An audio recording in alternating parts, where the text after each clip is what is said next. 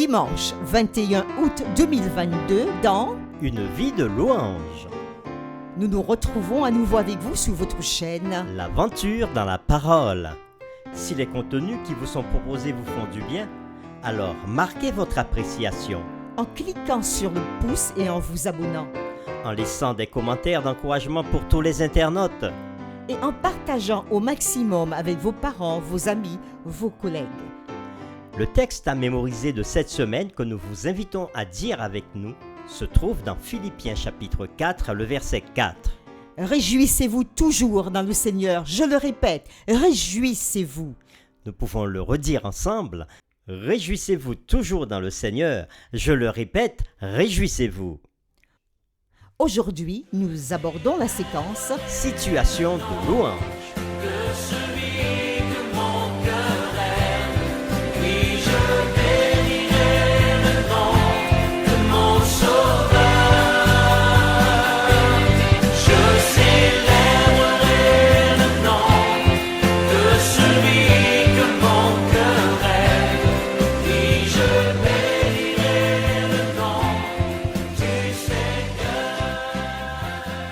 Le grand écrivain russe Fyodor Dostoïevski avait été condamné à mort. Mais la sentence fut commuée au dernier moment. Et il passa plutôt des années en prison. Parlant de son expérience carcérale, il écrit « Croyez jusqu'au bout, même si tous les hommes s'égarent et que vous n'êtes plus que le seul fidèle. Apportez votre offrande et louez Dieu dans votre solitude. » Dans nos études antérieures, nous avons déjà vu comment Paul a enduré des oppositions et persécutions incroyables. Et alors qu'il est dans une prison romaine, il n'est pas déprimé. Au contraire, il écrit avec empressement cette lettre pour encourager les croyants à Philippe. Lisons cela dans Philippiens chapitre 4, les versets 4 à 7, et nous répondrons à la question suivante. Selon vous, comment Paul avait pu écrire de telles choses alors que lui-même séjournait dans une prison? Philippiens chapitre 4, les versets 4 à 7. Réjouissez-vous toujours dans le Seigneur. Je le répète, réjouissez-vous. Que votre douceur soit connue de tous les hommes. Le Seigneur est proche. Ne vous inquiétez de rien, mais en toute chose, faites connaître vos besoins à Dieu par des prières et des supplications avec des actions de grâce. Et la paix de Dieu, qui surpasse toute intelligence, gardera vos cœurs et vos pensées en Jésus-Christ. Fin de la lecture. Nous reprenons la question. Selon vous, comment Paul avait pu écrire de telles choses alors que lui-même séjournait dans une prison? Il est normal de se réjouir, n'est-ce pas, quand tout va bien. Mais Paul nous exhorte à toujours nous réjouir.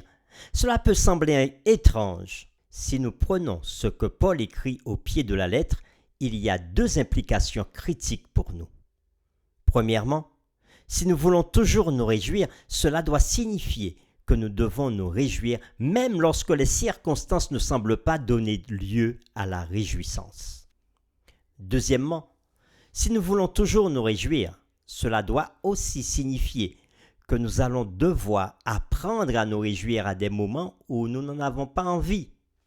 Paul nous appelle à louer Dieu, même si plusieurs fois cela peut nous sembler tout à fait contre nature. Cela peut même sembler déraisonnable.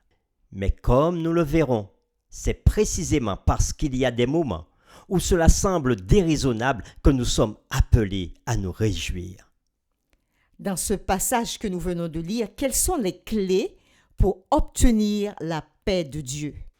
Le texte disait au verset 4, « Réjouissez-vous ». Ça, c'est la première clé. On doit toujours se réjouir. La deuxième clé, on la trouve au verset 5. « Que votre douceur soit connue de tous les hommes ». Le Seigneur nous demande de vivre dans la douceur. Troisième clé, ne vous inquiétez de rien. En quelque sorte, ne vous faites pas de soucis. Mais en toute chose, faites connaître vos besoins à Dieu par des prières et des supplications avec des actions de grâce. Donc voilà encore une autre clé. Ne pas retenir nos problèmes pour nous, ne pas retenir nos besoins pour nous, mais faire connaître à Dieu nos soucis, faire connaître à Dieu nos besoins. Et cela, on doit le faire dans la supplication, mais aussi avec des actions de grâce. En d'autres termes, la louange est un acte de foi. Oui, tout comme la foi n'est pas basée sur nos circonstances, mais plutôt sur la vérité sur Dieu. De même, la louange est quelque chose que nous faisons, non pas parce que nous nous sentons bien, mais à cause de la vérité de qui Dieu est et de ce qu'il nous a promis. Et étrangement, c'est une telle foi qui nous aide à façonner nos pensées, nos sentiments et nos circonstances. Ces paroles de Paul qui nous invitent à nous réjouir toujours sont valables en tout temps. Et une étude scientifique a démontré que le fait de cultiver la gratitude, de cultiver la joie et un sentiment d'accomplissement au quotidien contribue au bien-être physique, mental et émotionnel et peut même accroître la longévité. Cultiver sa gratitude, sa bonne humeur, c'est bénéfique pour la santé physique car elle contribue à un meilleur sommeil ainsi qu'à la diminution du stress et de la dépression. Tout à fait. Le fait de savourer quotidiennement chaque petit moment de bonheur réduit les risques de maladies cardiaques, d'angines et d'accidents vasculaires cérébrales.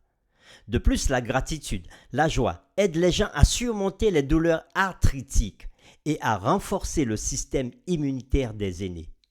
En effet, les gens qui s'accomplissent, qui atteignent des objectifs qu'ils se sont fixés et qui prennent soin d'eux-mêmes, parviennent à vivre plus longtemps. Pour terminer, nous vous laissons ces questions personnelles et cette activité. Quelle est la vérité sur Dieu que Paul identifie dans ce passage? Une vérité qui lui permet de se réjouir même en prison. Pour cela, nous vous invitons à écrire une courte liste de ce que vous savez être la vérité sur Dieu. Nous en avons parlé dans la série 8. Puis, parcourez cette liste et louez Dieu pour chaque élément. Et posez-vous la question, comment cela change-t-il votre sentiment envers votre situation et la façon dont vous la voyez? Nous vous invitons à prier avec nous. Seigneur, l'apôtre Paul, même enfermé dans sa prison, ne se plaignait pas des circonstances dans lesquelles il se trouvait, mais vivait son temps dans la louange, l'adoration, l'action de grâce, et il te faisait connaître par des supplications ses douleurs, ses souffrances, ses soucis. Il ne retenait rien sur lui par une forme d'inquiétude, mais bien au contraire, il déchargeait sur toi, comme tu l'as dit, tous ses soucis, tous ses problèmes. Il est vrai que pour nous, c'est souvent difficile lorsque nous sommes dans des problèmes sans fin, d'être dans le même état d'esprit que l'apôtre Paul. Mais nous te prions pour que par le Saint-Esprit, tu nous inspires, que tu mettes cette joie profonde dans nos cœurs, afin de nous permettre aussi, comme Paul, de vivre dans la louange, dans l'adoration, dans l'action de grâce, et de te remettre, de décharger sur toi tous nos problèmes, tous nos soucis. Merci d'entendre notre prière et de répondre déjà, dès tout de suite. Nous t'en prions au nom de Jésus.